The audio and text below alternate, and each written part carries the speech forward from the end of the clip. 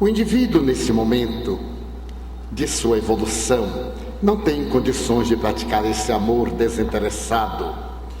E penso, conforme você nos apresenta, talvez daqui a 1000 anos isso possa ser alcançado. O que diz? Não, eu digo que uma semana. Daqui a 1000 anos já desencarnamos, reencarnamos. Há muito mais deste amor do que parece. Ocorre que a semelhança de uma pérola, ele se encontra incrustado na concha, na ostra, e muitos não vemos. Há pessoas notáveis nesta atualidade no planeta terrestre. Sempre nos chamam a atenção aqueles que são de natureza pública, aqueles que atingem um alto patamar. Quantas mães abnegadas, quantos pais devotados, que vivem em função do desenvolvimento dos seus filhos, que dão a vida em trabalho estafante, sem queixa, numa renúncia comovedora. Quantos amigos realmente devotados, cheios de abnegação. Quantos indivíduos que contribuem a benefício de outros, sem que os outros o saibam.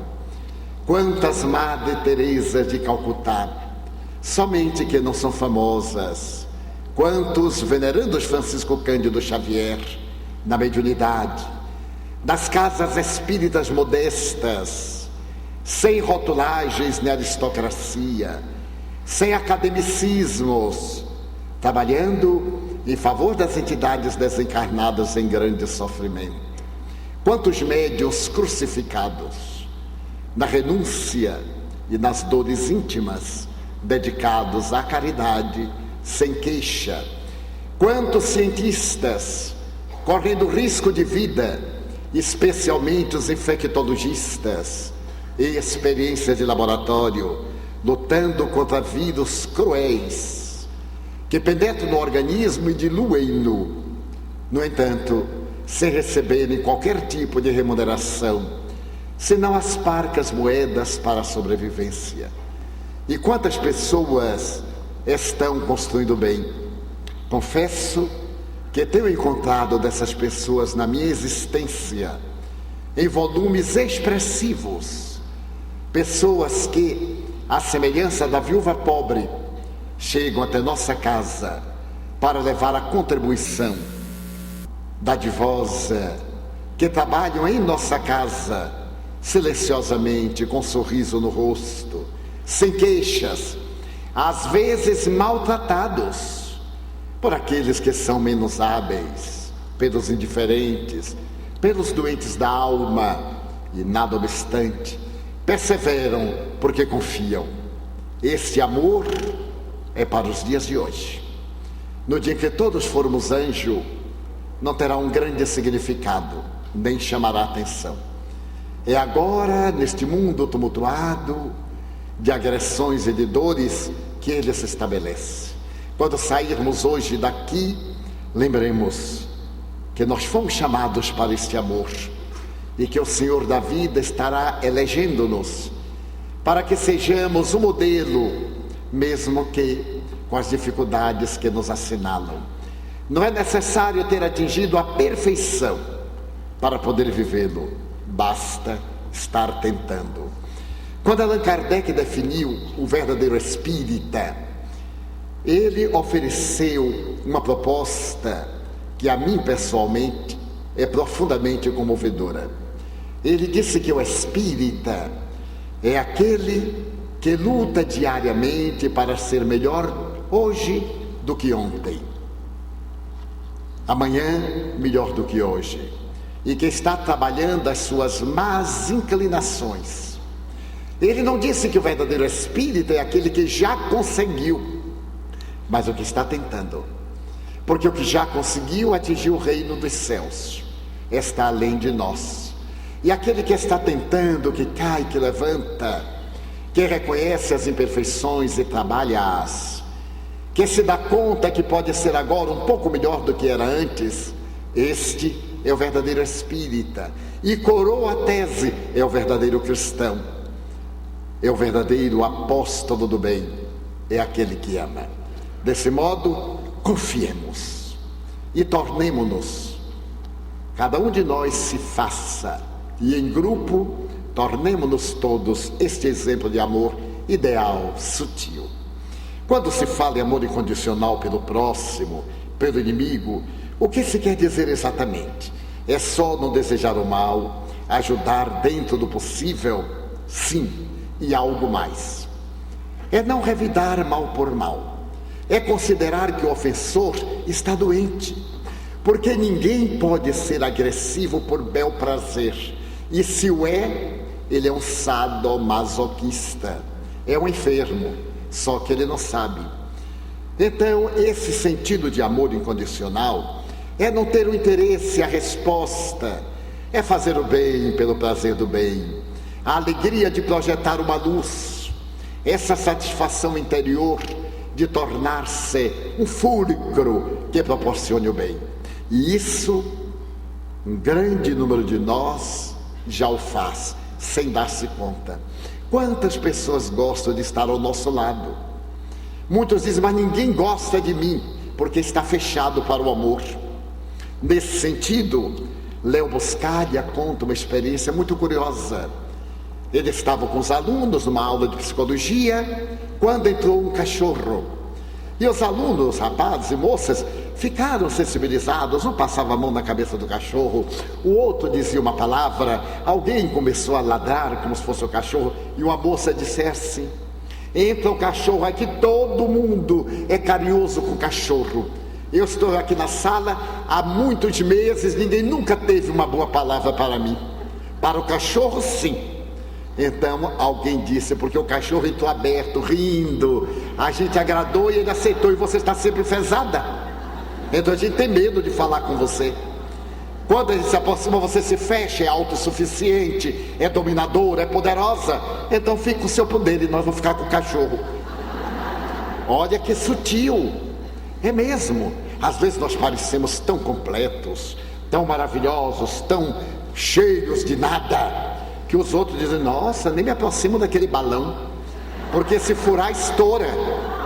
Mas quando nós estamos receptivos, todo mundo se acerca, às vezes até para nos agredir, às vezes para nos falar com ironia. Pessoas me dizem, olha, eu não vou ficar aí não, porque vão fotografar, eu não sou importante, com ironia comigo. Eu digo, pois é, eu também não sou, mas o povo me dá importância, o que é que eu vou fazer? Aí eu fico importante, eu sei do meu lugar. Mas alguém diz, posso tirar uma foto? Eu digo, pode. Não, não tire não, que eu não sou importante. Tire quantas quiser e venda, depois me dê o dinheiro. Porque eu sou órfão de pai e mãe, coitado. Então necessito de ajuda. Estejamos abertos ao amor. E o amor virá ciciar a sua melodia aos nossos ouvidos. Então, este amor incondicional é exatamente estar aberto. Sempre que possível, seja você quem disputa o prazer de ser bom. Olha que coisa, a grande maioria diz assim, pouco me importa, que saia com raiva de mim. Está doente. E como o estado real da humanidade não é doença, é saúde, imitemos os saudáveis. E não tenhamos medo de amar. Muita gente tem medo. Meu Deus, eu amar para me traírem? Ué, vamos amar o traidor que sofre o remorso, não eu. Eu já tive uma decepção com amor. Não teve. Se você amou, não se decepcionou. Se se decepcionou é porque você esperou a resposta. Então estava fazendo negociante. Você deu o dízimo para receber o 80. E aí fracassou. Ame naturalmente. As flores são belas. Elas não estão dizendo que são belas. Em si próprias exteriorizam a beleza. Nós é que as valorizamos. Elas têm a consciência embrionária, entre aspas, de que são belas. Assim é o amor. Como se entender o amor com condição? Só fico com você se você deixar. Me dê uma prova de amor. Isso é amor de criança, é infantil. É o chamado amor condicional, como diz Joana. Eu só fico com você se ou eu estarei ao seu lado enquanto é condicional. Isso não é amor, isso é infantilidade. Quando nós amamos, se o outro quer ir embora, vá com Deus. É pena, mas continue amando, porque a gente não ama o que Ele nos dá, o indivíduo, masculino ou feminino. A gente ama a pessoa, e se a pessoa não é feliz conosco, que seja feliz com alguém. Nós não estamos acostumados com esse raciocínio. Achamos que tem que ser felizes conosco, porque é meu. Então não é do amor. O amor é nosso. Essa insegurança nossa é muito curiosa. Psicologicamente, só a criança não tem medo de amar, não tem medo de nada. A criança está aqui no palco, o pai chega, ela pula, porque ela não tem dimensão de abismo, de perigo. Ela sabe que o pai lhe segura em qualquer condição. A criança não tem medo, porque o medo é uma impregnação de fatores mentais em nossa consciência. Nós geramos o medo porque não confiamos. Quando nós amamos, não devemos ter medo. Eu não vou amar porque vou perder a pessoa. Não perde, só se perde chapéu, argola, chave. Pessoas não se perdem, desviam-se do caminho, e a gente encontra lá adiante. Então, este amor condicional ainda é imaturidade psicológica, é um começo, mas não tem o menor significado, porque é um amor de posse, de desejo. Como afastar as mágoas, os aborrecimentos, se estes teimam em aparecer em nossa mente, às vezes nos momentos mais inusitados? Vício mental. Toda vez que nós temos o hábito de fixar as boas ideias, quando estamos tentando, as viciosas invadem. Hábito. Se nós criarmos o hábito de pensar correta e demoradamente a respeito de coisas positivas, não haverá espaço mental para as coisas negativas. Elas serão colocadas em plano secundário. Durante a explanação dos 10 itens, Divaldo se esqueceu do 7º, a música. Seria possível abordá-lo?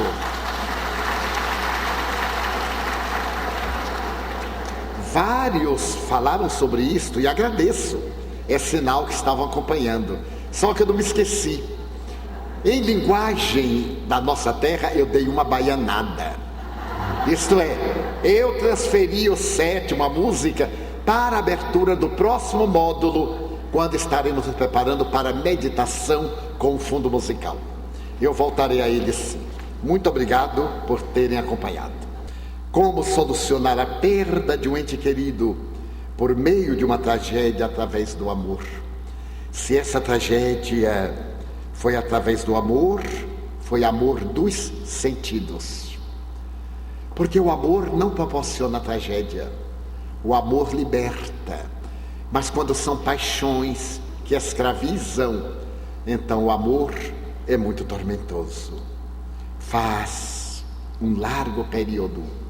No tempo que eu visitava cemitérios, agora com os anos pesando, eu já me poupo um pouco.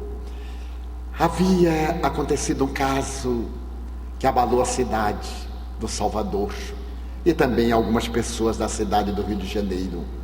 Uma jovem muito bela, de tradicional família, foi tomar um curso com o professor de música. Ele era um artista e ela uma alma sensível. Inevitavelmente, ela ao piano e ele ao violino, terminaram por encontrar-se no lugar comum da música e apaixonaram-se. A família, vinculada a graves tradições, resolveu mandá-la estudar na Europa, rompendo este vínculo. E ele descobriu onde ela se encontrava. Foi então ao país em que ela estava e reataram o sentimento de amor. Voltaram e foram residir no Rio de Janeiro. O impositivo do desespero da família foi tão grande que os dois fizeram um pacto de amor, um pacto de loucura, e suicidaram-se. Os jornais noticiaram na época E eu achei aquilo tão doloroso, tão terrível, estando no Rio de Janeiro e indo ao cemitério São João Batista para levar o corpo da genitora de uma amiga muito querida. Depois de ver aquelas cenas que se desenrolam no cemitério, é um palco vivo de destinos. Muitas coisas que não foram solucionadas aqui no plano físico continuam em litígio no cemitério ou em outros lugares. Mas ali eu via entidades profundamente vinculadas aos despojos materiais. Quando de repente eu escutei uma música muito bem tocada nas delicadas cordas de um violino e um canto muito triste. Fui na direção, por certo guiado pelos bons espíritos, e vi sentado sobre um túmulo de mármore um homem que tocava o violino, e ao lado dele uma jovem ajoelhada com as marcas do tóxico que ingeriu.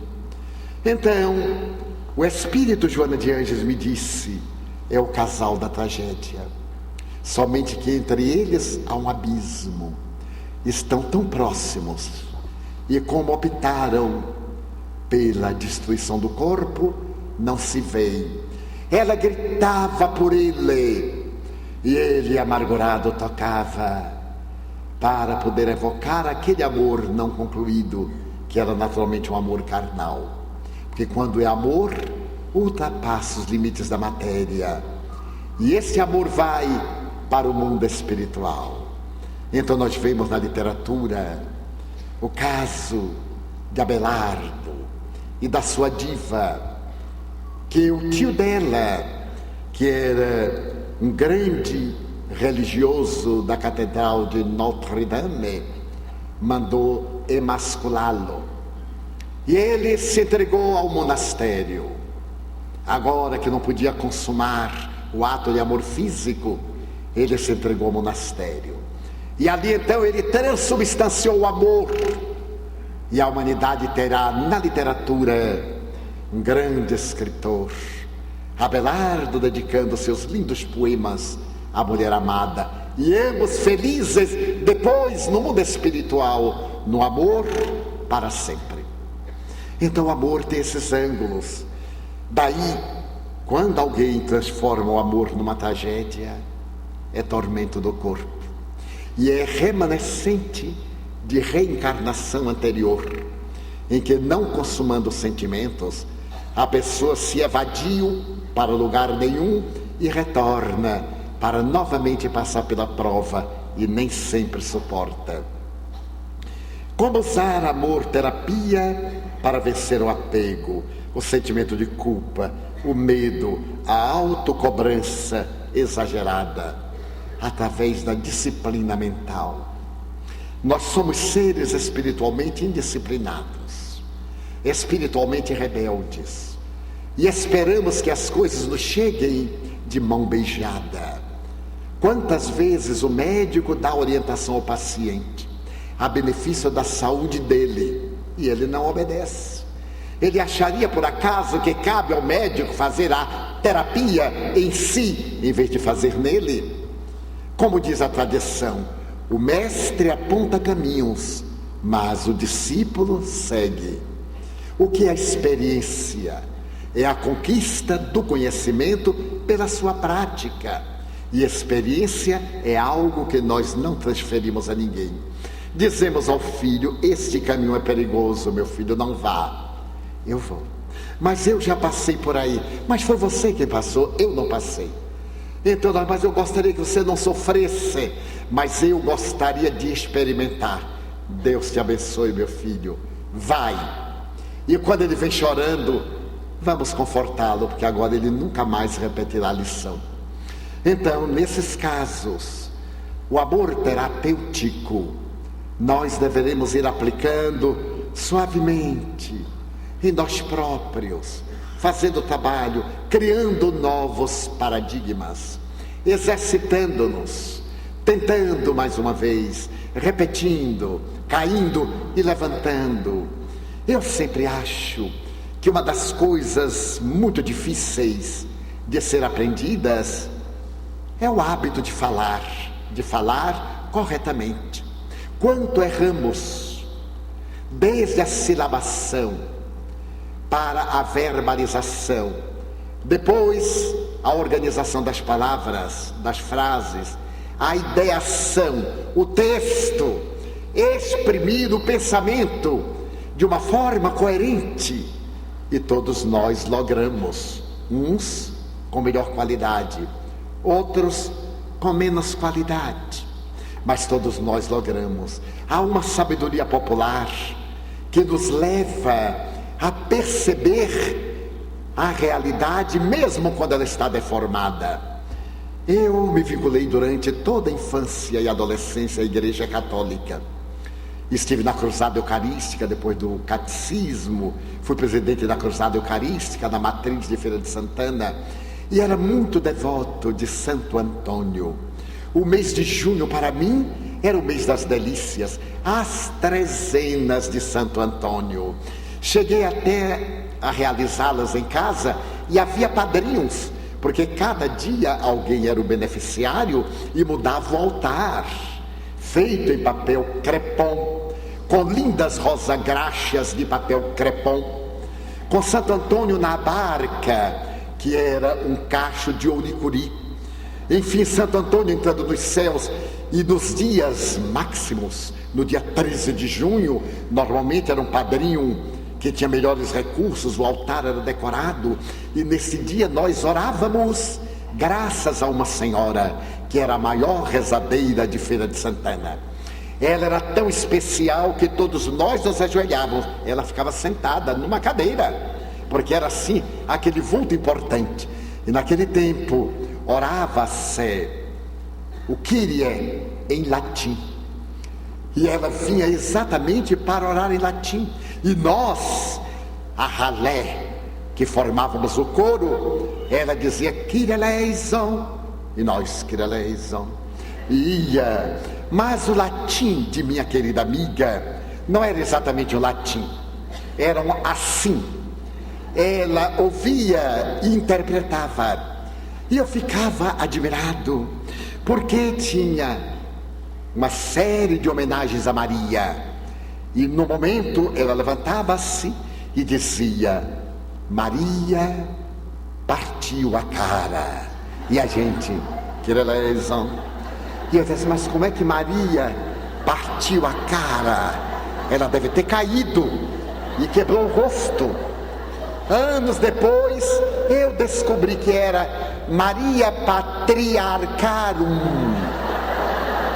Maria Patriarca, Maria Angelorum, a Senhora dos Anjos. A minha amiga dizia em latim Maria Porta Loros, que até hoje eu não sei o que era. E nós orávamos com fervor e Deus ouvia, porque nós sobrevivemos. Posteriormente eu constatei isso de uma maneira muito especial.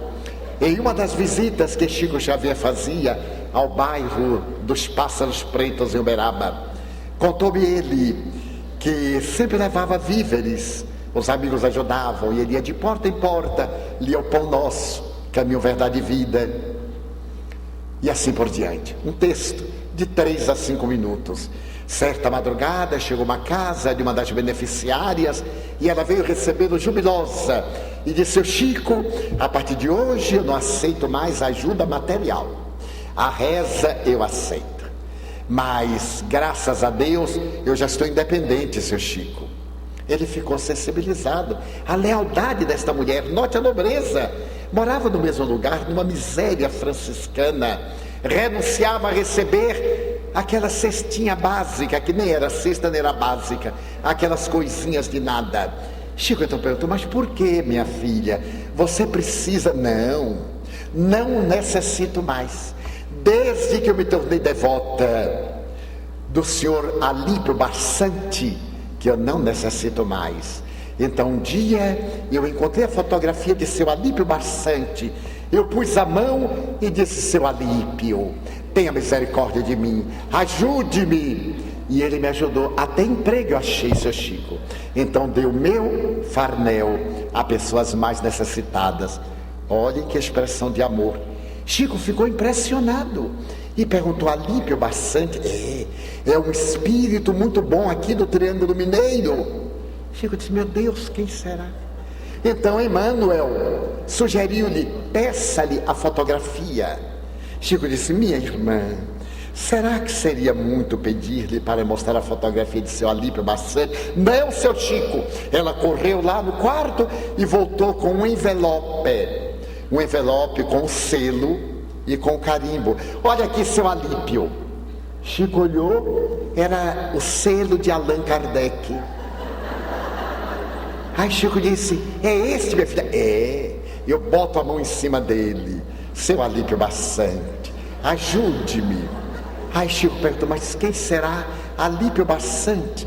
Emmanuel disse: é Eurípides Barçanufo. Ela punha a mão em Allan Kardec, chamava por Alípio Barçante e Eurípides atendia. Notem o triângulo do amor.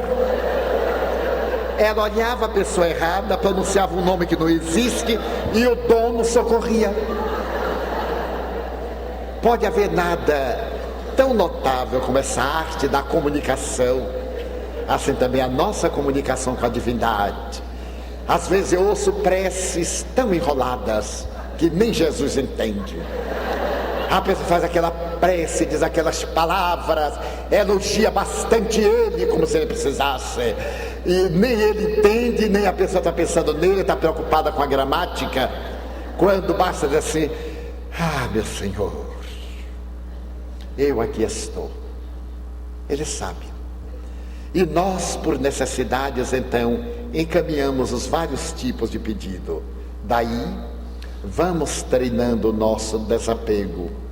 Vamos olhar a pessoa amada e dizer: vai morrer. O corpo, provavelmente eu antes, ou a pessoa antes de mim. Então eu vou amar o ser e não a forma. Porque se eu me for antes, não virei perturbar. E se o ser querido for antes, não me atormentarei. É o desapego. Se temos algum sentimento de culpa, trabalhemos. Quem é que não erra? Todos nós erramos. Vamos superar o sentimento de culpa pelo sentimento de certeza. Estamos reabilitando. E se temos medo, vamos confiar em Deus. Eu me lembro da prece infantil: nas tuas mãos me deito, da tua mão me desperto. Nas tuas mãos eu sigo, dá-me um bom dia ou uma boa noite. Na oração infantil. Então o amor traduzirá os nossos sentimentos e nos dará as respostas. Como trabalhar a insegurança para que deixemos de preocupar-nos com a opinião alheia? Por favor, fale sobre o tema. Nós temos uma preocupação com a opinião alheia. Devemos respeitar a opinião alheia, porque nós vivemos em sociedade. Somos animais gregários. E na condição de animais gregários, necessitamos do apoio uns dos outros. Então devemos respeitar a opinião alheia. Não temer a opinião que façam de nós. Porque cada qual nos vê conforme a sua capacidade. E não consoante a sua própria ótica. É necessário que nós tenhamos autoconfiança, que façamos o nosso trabalho com segurança, sem nos permitirmos o aplauso ou a censura dos outros. Quando nós fazemos algo para poder brilhar, para poder estar no topo, então a opinião alheia é muito importante, porque ela dá ibope. Mas se nós fazemos pelo prazer de fazer, essa opinião é de insignificante significado, porque nós não estamos procurando qualquer ibope, nós estamos fazendo por fazer. Então vamos treinar. E quando alguém tiver de nós uma opinião que não corresponda, fiquemos alegres. Sendo eu uma pessoa pública há mais de 60 anos, é claro que dizem coisas que eu nunca pensei, e dizem-me, a mim diretamente, coisas que eu teria falado e que jamais me ocorreram, a tal ponto que eu fico em dúvida. A pessoa me diz com tanta certeza: porque naquele dia que você fez tal coisa, ele vai ver que eu fiz. porque eu não me lembro. E a pessoa lembra. E eu digo, então não foi intencional, mas eu sei que não fiz, porque eu tenho dimensão da minha própria existência, senão eu seria uma pessoa que não tem condições autossuficientes para desempenhar uma tarefa. Mas então, daqueles dias do passado, eu fiquei tão injuriado com um acontecimento desagradável e desairoso, que me permiti preocupar-me com a opinião alheia. Então Joana de Ângeles apareceu-me jovial e perguntou-me: por que estás tão tenso, meu filho? Por que estás tão angustiado? Eu disse: minha irmã, a senhora já soube o que aconteceu? E ela disse: não. Eu disse: mas que guia espiritual é esse que não sabe o que acontece com o guiado? Então eu narrei, ela ouviu-me pacientemente. E então eu perguntei: a senhora imagine que absurdo. Ela disse: tem fundamento? Eu digo: não, senhora. Então não vejo por que se preocupar. Mas minha irmã, é uma calúnia. Então não vejo por que aceitar. Mas minha irmã, é uma injustiça. E você queria que fosse justo? Você deveria preocupar-se se fosse justo, se fosse verdade e se tivesse acontecido. Se não aconteceu, não se preocupe, lamente e vá adiante. Nunca mais, faz mais de 40 anos, eu me deixei perturbar, senão por alguns instantes, porque o choque emocional produz uma turbação. Logo depois a razão assenhoreia-se, mantemos o equilíbrio e superamos a injunção desagradável. Nunca mais me permiti perturbar pela opinião negativa, alheia, nem exorbitante, alheia no sentido que não corresponde à realidade. Se alguém disser que eu sou um Deus, eu sei que está brincando comigo. Ou que a pessoa é míope, ou que a pessoa é desequilibrada. Mas se disser também que sou um bandido, sei que a pessoa deve estar doente. Então nem me entusiasmo com o elogio, nem me aflijo com a censura ou a perseguição gratuita. E tomo como modelo Jesus. Minhas amigas e meus amigos, o Espírito Amélia Rodrigues, que fala muito sobre o Evangelho, diz que a época de Jesus, quando um criminoso era levado para o suplício, havia um pretor que proclamava de quando em quando: se alguém tem algo a benefício do condenado, que eu diga antes que seja tarde demais. E ninguém, uma pessoa sequer, levantou-se para dizer: mas ele é um justo. Quantos foram os beneficiados? Recordemos a parábola dos 10 leprosos, a cura que está no sentido figurativo. Quando volta um para louvá-lo, e ele pergunta: não eram 10 os leprosos, os que foram curados? Aonde estão os 9? Os ingratos tinham ido buscar a lepra de volta, porque eles preferiam o estado do leproma ao estado da pureza. E Jesus compreendia. Então eu tomo como modelo, como o Evangelho segundo o Espiritismo recomenda, toma-o como teu modelo. E é claro que tenho muita dificuldade, mas eu tomo como modelo e me reconforto, dizendo: apesar disto, eu vou viver. E a pessoa constatará que está equivocada. Isso me dá uma sensação de paz, de prazer, que me tira o que possa representar a mágoa, o ressentimento. É tão natural que hoje eu contemplo pessoas que me são inamistosas, que se referem pejorativa, negativamente sobre mim, que escrevem sobre mim, e acho perfeitamente natural, porque da mesma forma que eu me permito ter um conceito a respeito de alguém, alguém tem o direito de formular o seu conceito a respeito de mim. A vida é tão bela que ela nos enriquece de amor. Certo dia eu estava olhando na internet, o que me é muito raro por falta de tempo, e então eu entrei numa sala, as salas da internet, e uma pessoa falava sobre mim de uma maneira rude, agressiva, e comentava que tinha ido a uma conferência minha e detestou direito que a pessoa tem. Saiu revoltado, nem chegou ao fim. Portanto, foi um erro técnico. porque não podia saber o que é que eu ia dizer no fim. Teria que me ouvir até o fim, porque é a proposta técnica apresentada por Karl Marx, a tese, a antítese, a conclusão. Nós temos aqui uma colocação perfeita de pensamento lógico. Se a pessoa não ouviu até o fim, precipitou-se. Aquilo me produziu um choque, porque eu me lembrei da conferência, pelos poucos dados, e a pessoa dizia aquilo com rancor. Muito bem, passei e esqueci-me. Na mesma semana, eu estava em Santo André, em um dia que eu dedico para atender as pessoas, e fazia uma fila muito grande no estado de São Paulo, na creche Amélia Rodrigues, e passava fila quando veio um rapaz com um grupo de jovens e me disse: Edivaldo, nós somos aficionados à internet, fazemos parte de uma sala. Eu lembrei-me e redarguí: você aceitaria uma proposta, meu filho, um conselho de uma pessoa mais vivida do que você? Oh, sim, nessas salas abordem temas edificantes, procurem falar a respeito do que pode projetar o espiritismo, evitem censuras. Quando há algo desagradar, dirija-se à pessoa que gerou a situação.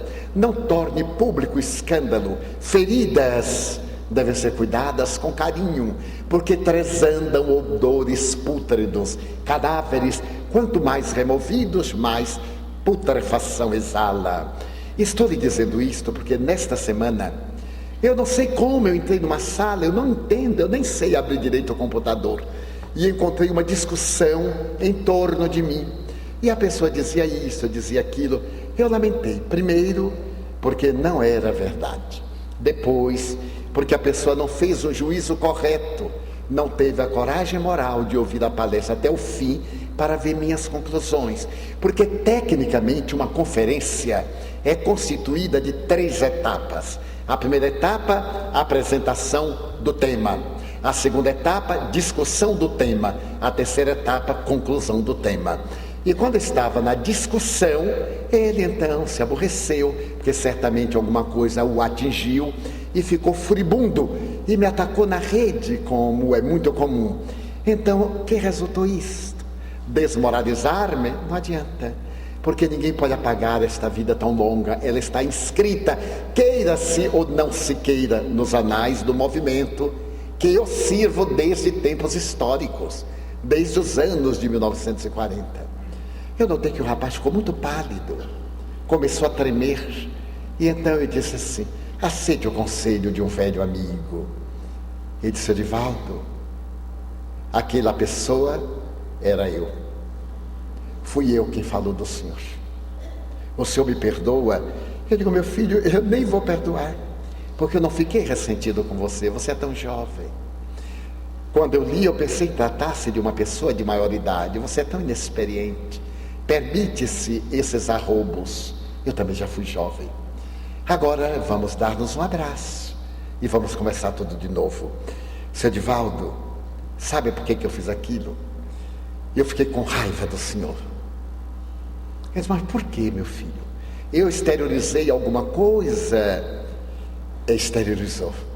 Eu fiquei magoado de o senhor, palavras dele, falar tão bem. Consegui sensibilizar as pessoas. Deu-me uma ira, porque eu não consigo, ninguém vai às minhas palestras. Eu disse: mas você é tão jovem, tenha paciência.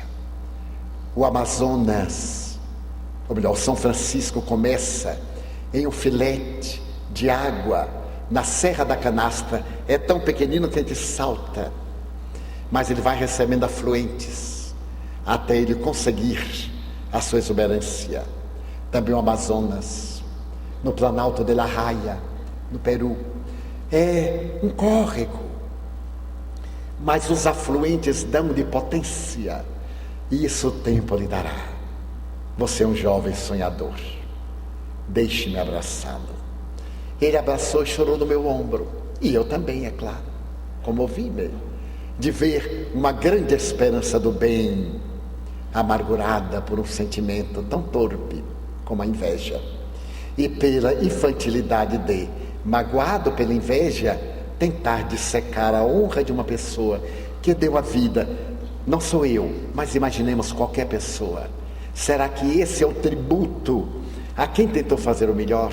Então eu disse para ele com toda a ternura: meu filho, quando eu comecei as pregações, apedrejaram-me. Eu já falei em mais de 2.000 cidades. Em algumas cidades do interior, apedrejaram o telhado. Em outras, fizeram procissões de desagravo. Em outras ocasiões, escarraram-me no rosto e esbofetearam.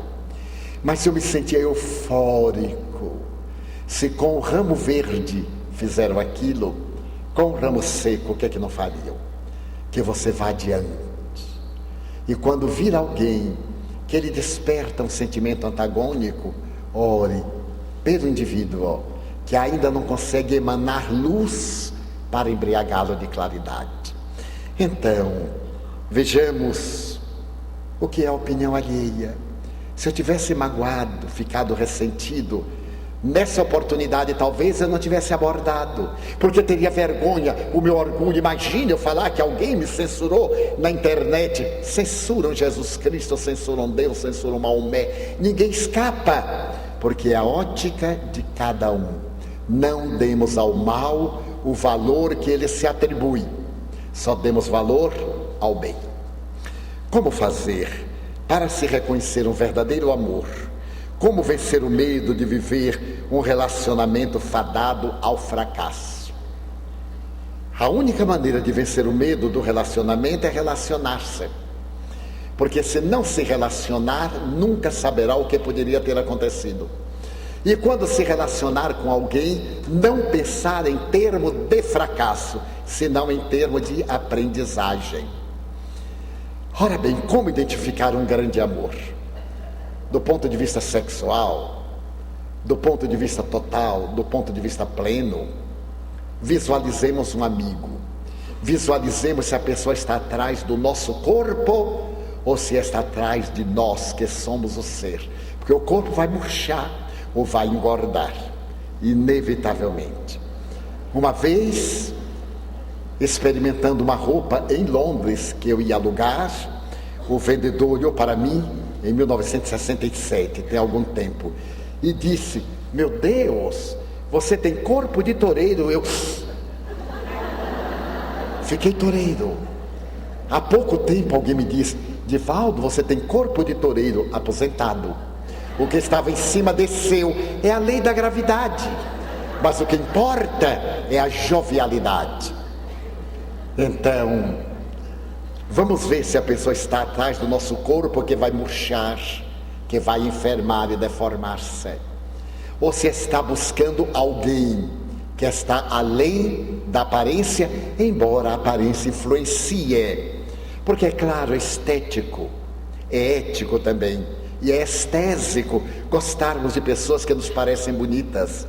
Às vezes eu fico impressionado com rapazes lindos, no meu ponto de vista, com cada mulher que eu não aceitaria nem por caridade. E vejo moças lindas, com cada coisa que eu não aceitaria nem para tirar coco no fundo do quintal. Mas é que vem beleza, a beleza que não está nos olhos, e são felizes. Eu fui bastante amigo de uma ex-Miss Brasil, e que tirou 2º lugar no Miss Universo, e casou-se com um homem, uma gracinha naquela época, barrigudo já, careca, não era careca, era sem cabelo nenhum, conseguiu aquela virtude de um Briner, feio, os olhos esbugalhados, e era linda, aquela deusa, e Quasímodo ao seu lado. Como eu tinha bastante intimidade com ela, eu disse assim: mas o seu amor deve ser muito grande por ele. Ela disse: é, Divaldo, vai além do corpo. Ela percebeu, coitada, por mais que eu disfarçasse, né? E então ela me disse: você necessita ver que alma tem esse homem, com que ternura ele me trata. Eu me casarei com ele 1000 vezes. E se fosse possível eleger a minha alma, fim seria esta. E Deus colocou-a num corpo que não é tão belo, para que ninguém quisesse e ficasse exclusivamente para mim. Ela está casada com ele há mais de 40 anos até hoje. Então eu imagino aquela coisa de há 40 anos, como é que estará agora. E ela continua linda, vez que outra vejo no jornal, na televisão. Ele não, ele é o seu anjo da guarda, fidelíssimos. Então, o amor só se reconhece na convivência, quando ele é verdadeiro ou quando ele se esfuma. Daí, ame, conviva, mantenha um relacionamento saudável, sem medo. Porque quem tem medo de amar, porque pode não dar certo, jamais terá segurança no amor, porque nunca tentou. O medo de amar pode ser comparado ao medo de ser livre, exatamente. Um dos grandes pensadores modernos, que é o psicólogo e teólogo Rollo May, diz que não somente nós temos medo da morte, mas também temos muito medo da vida. E no medo da vida temos medo de amar, porque nos inculcaram na mente que amar é um sentimento de reciprocidade. A gente ama porque recebe. Na hora em que nós colocarmos o sentimento de que amar é uma doação, e Madre Teresa assim o coloca de uma maneira muito brilhante, e Irmã Dulce também, e outros tantos seres amantes da humanidade, nós não teremos medo. E não teremos medo de ser livres. O medo de ser livre é o medo de assumir responsabilidade.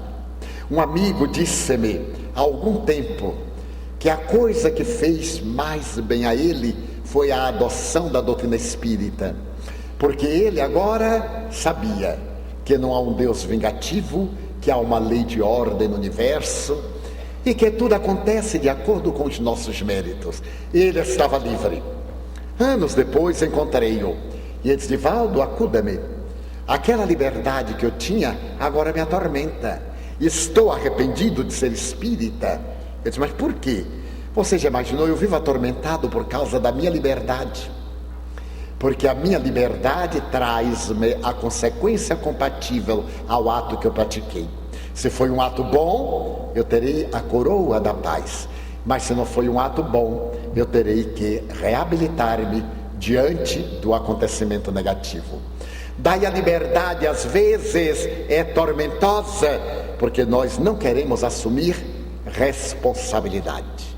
Liberdade sim, com responsabilidade também. De acordo com a psicologia profunda, o amor provém do self, devendo ser integrado ao ego. Por que então boicotamos tanto a presença do amor em nossas vidas? Porque o nosso ego sobrevive aos gritos do self. O nosso egoísmo, a nossa presunção, os nossos sentimentos atávicos, as nossas heranças de prepotência pela força, os nossos sentimentos materiais colocam-se acima daquilo que é beleza, que tem um significado profundo e que nos induz ao encontro com a própria felicidade.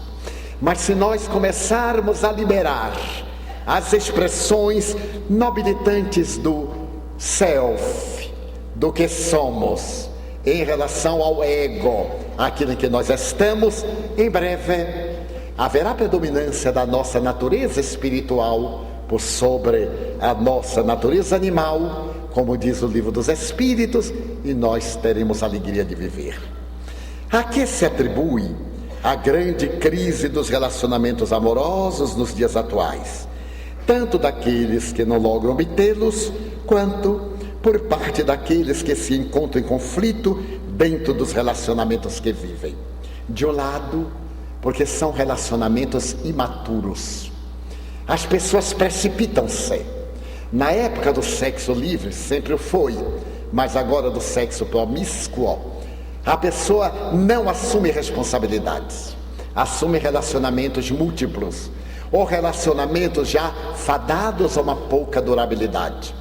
Nada obstante, eu conheço dezenas de relacionamentos seguros na atualidade, que estão vindo da década de uma vintena atrás e que têm resistido a essas mudanças. De outro lado, nós somos escravos da mídia, que manipula os nossos sentimentos. E como agora tudo parece fácil de comprar, muitas vezes lamentamos estar presos a esta pessoa, com tantas pessoas livres ali para o prazer. Só que é um prazer fugitivo, mentiroso, comprado, ardente, que se apaga logo. E este é um prazer tranquilo, responsável, compensador. As pessoas imaturas fazem conflito. Quantas pessoas da minha idade estão atormentadas em substâncias químicas para poder aproveitar o quê? Já acabou. Como dizia Cícero, uma das maiores bênçãos do sexo, dizia Marco Túlio Cícero no seu livro A Velhice, o grande poeta latino do século I a.C. Uma das grandes vantagens é a superação dos tormentos sexuais. Mas agora, com Viagra e tantas substâncias, a pessoa até desencarnada usa. Para quê? Para poder fingir que está viva quando perdeu. Essa experiência, porque não a soube sublimar, para que ela seja uma completude no conjunto das suas realizações. Então nós vemos as pessoas atormentarem-se desnecessariamente por causa da manipulação da mídia. Pessoas lindas, corpos que são trabalhados por cirurgiões plásticos, verdadeiras estátuas, mas tão frágeis como a névoa que o sol da realidade dilui. E então isso faz que os relacionamentos sejam instáveis. Se nos detivermos nos valores da pessoa com a qual nos relacionamos, é óbvio que nascerão vínculos de segurança. As demais pessoas serão atraentes, mas não nos perturbarão. Como podemos liberar-nos da angústia e de suas sensações físicas? Estamos diante de um fenômeno fisiológico. A angústia, com essas consequências, trata-se ou tratam-se de estados depressivos.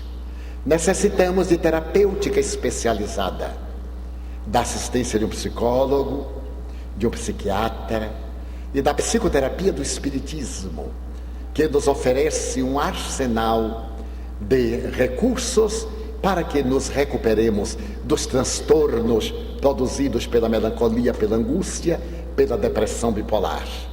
O Espiritismo tem a mensagem do Evangelho, a psicoterapia das palavras edificantes, a ação da caridade. Esqueça-se um pouco de você para ajudar seu próximo. E então o organismo começa a produzir serotonina e noradrenalina, capazes de restabelecer o equilíbrio fisiológico dos neurônios e retirar-nos da depressão. A assistência médica, seja ela de natureza homeopática, seja a medicina tradicional alopática, das medicinas alternativas, as medicinas chinesas e outras, irão proporcionar-nos, libertar-nos dela. Não há uma fórmula mágica e rápida para esse transtorno cujas raízes estão no passado espiritual. Enquanto reflexionamos, não estamos pensando como isto pode ser considerado silêncio mental dos tormentos.